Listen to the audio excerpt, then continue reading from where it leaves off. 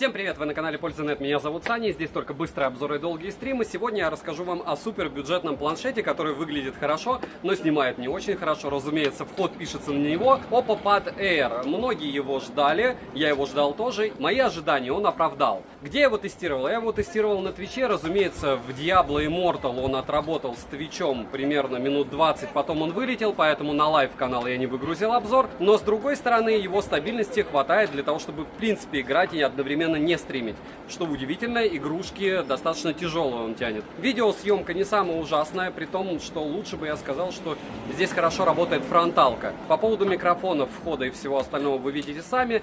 Цена очень приятная, поэтому смотрим. Сегодня, вопреки всему, несмотря ни на что, мы с вами будем тестировать очередной крутой планшет из Поднебесной. Чем он крут? Ну, в первую очередь, ценником, как всегда. Во-первых, это корпорация BBK, во-вторых, это Oppo Pad Air. Его, как говорили некоторые супергерои, суперсила, это деньги. Почему? Потому что стоит он реально дешево. И я не скажу, что я к нему как-то хорошо или плохо отношусь. Почему? Потому что у Oppo у меня уже был обзор на канале на планшет, он был просто бомбезный. Вивовские тоже детище BBK классные, я его только что распаковал. И теперь это ультрабюджетник. У Realme ультрабюджетник я тестировал, все мне нравилось, исключая того, что там китайская прошивка была ломано-переломана, многим она чем-то не зашла. Мне лично зашла, потому что я всегда помню его стоимость, и не стоит от девайса требовать большего, чем он теоретически может дать за свой прайс. Внешне выглядит очень необычно и по мне классно,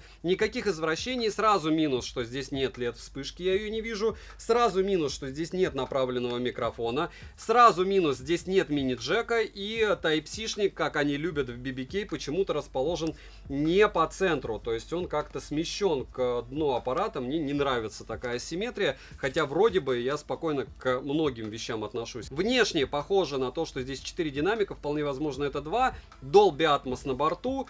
По остальным спекам очень-очень похож он на все, что делает Oppo, Realme, Vivo и все остальное. Почему? Потому что контейнер плюс-минус один и тот же. Разный только прайс. Здесь, допустим, супер-мега эконом комплектация. Мне интересно, что сделал Oppo в плане прошивки, потому что у Realme в прошивке русский язык всегда есть. У Oppo часто встречается 435 граммов вес, но насколько это будет сейчас реально и корректно, мы увидим. Пока он загружается, там он дальше будет уже предлагать язык. По блоку зарядки все максимально супер-мега скромно. Всего 18 ватт, вилка китайская. Документация мне и вам не нужна. Все это на Kala OS. И по размерам мы сейчас проверим, сколько, что и почему. 154 миллиметра в ширину. Толщина без блока камер 7,1. С блоком камер 9,2. Тоненький. Защитной пленки у нас нет. Рамки большие достаточно, но симметричные. Все измерю, расскажу. По языкам, надеюсь, у меня будет эпичный фейл. Да, эпичный просто фейл. Почему? Потому что, ну, я думаю, вы догадались по моему лицу, к сожалению, русский здесь на борту. Никаких тогда проблем в использовании для того, чтобы ползать в интернете и все остальное нет. Разумеется, его обновлю, протестирую в играх, покажу как в видео. Видео вы уже в начале, я уверен, видели. Смотрим.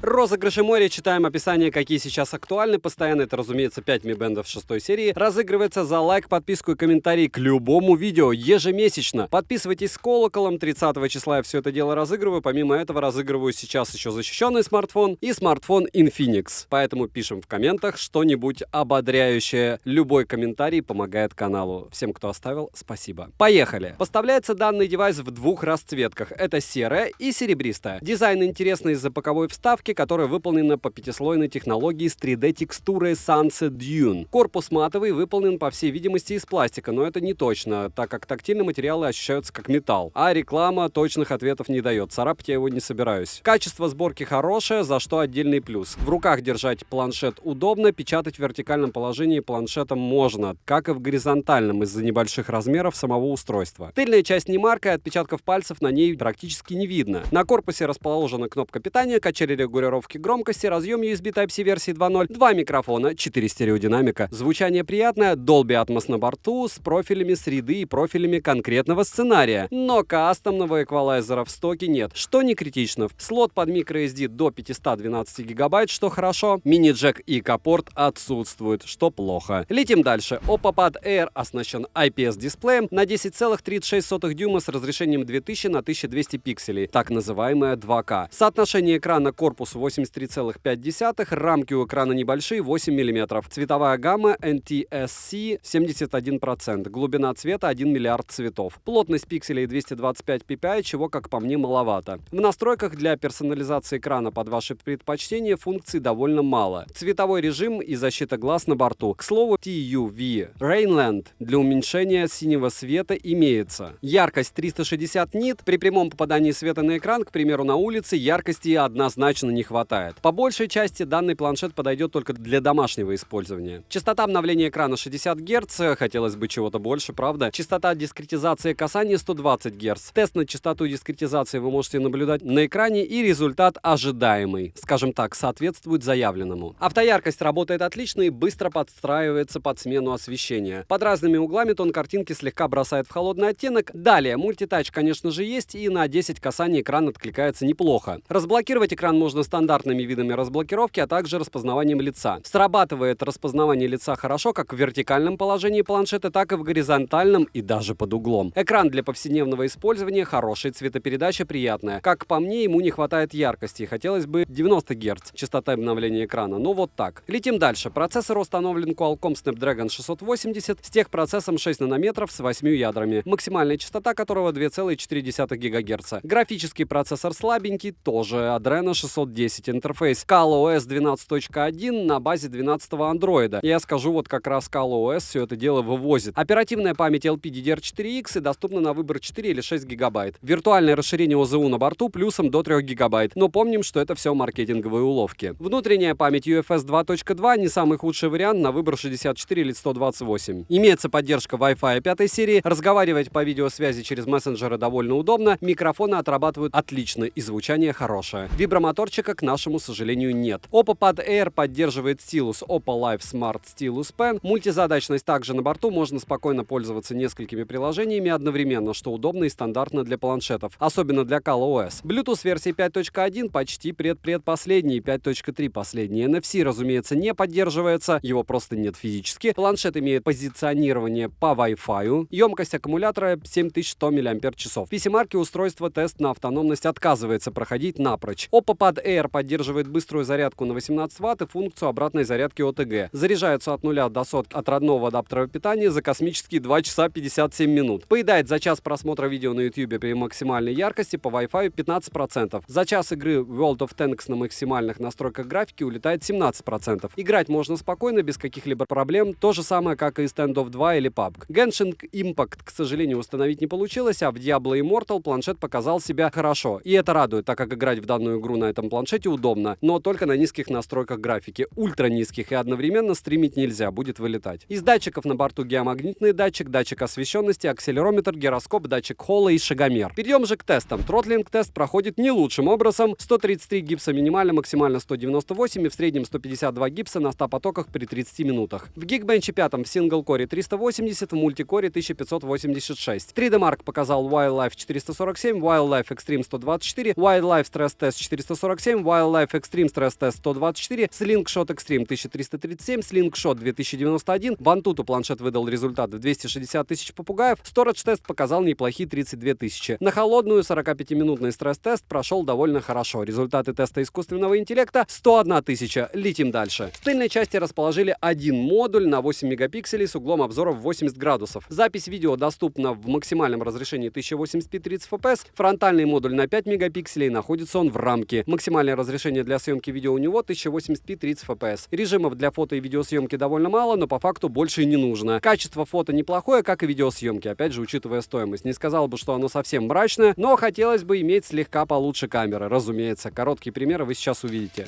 Пример фронталки в великолепном лифте, как мы любим.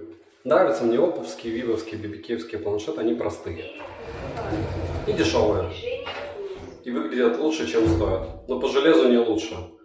Вот так примерно вы сможете себя снимать, если захотите в лифте. 1080p, основная камера. Опа, опа, опа.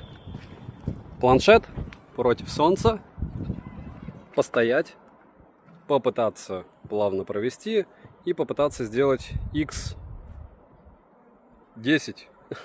Бесполезный зум в планшете. Как многие скажут, вы же все равно не будете ничего не снимать на него. Я буду. Вход и выход, вы же видели. Ночного теста камера однозначно не будет, потому что это такая бесполезная затея, учитывая, что это планшет, и качество будет 100% ужасным, нужно будет подсвечивать. Фотографировать, разумеется, параллельно можно ставить на паузу.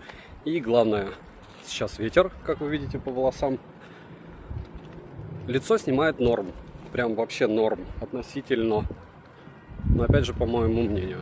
Вот, а сейчас сильный-сильный ветер. Рядом с дорогой съемка.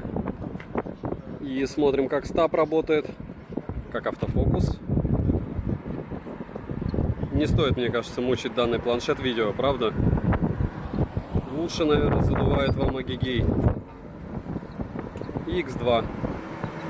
Минусы: нет мини-джека, нет вибромоторчика, мало яркости экрану, и частота обновления экрана также желает лучшего. Скромная быстрая зарядка, точнее ее практически и нет. Цену можете посмотреть по ссылке в описании к видео, вот и она как раз вас скорее всего порадует. Не забудьте подписаться на телеграм-канал взаимопомощи, телеграм-канал скидок, нас там уже 63 тысячи человек, туда я плюс кидаю эксклюзивный контент. Не забудьте приходить иногда на лайв-канал и Twitch, там я тестирую данные устройства по автономности. Допустим, этот планшет я тоже тестировал, так что смотрим. Резюмировать хотелось бы просто. Нужно помнить, что это ультраэконом. Собран классно, материалы классные, игры тянет, но это не игровой планшет, это не Lenovo, допустим, Y900, который, кстати, у меня будет на канале. Я его купил для того, чтобы сделать обзор. Это просто планшет для фильмов, ползать в интернете, да и все. И по большому счету, единственное плюс его огромный, это внешний вид.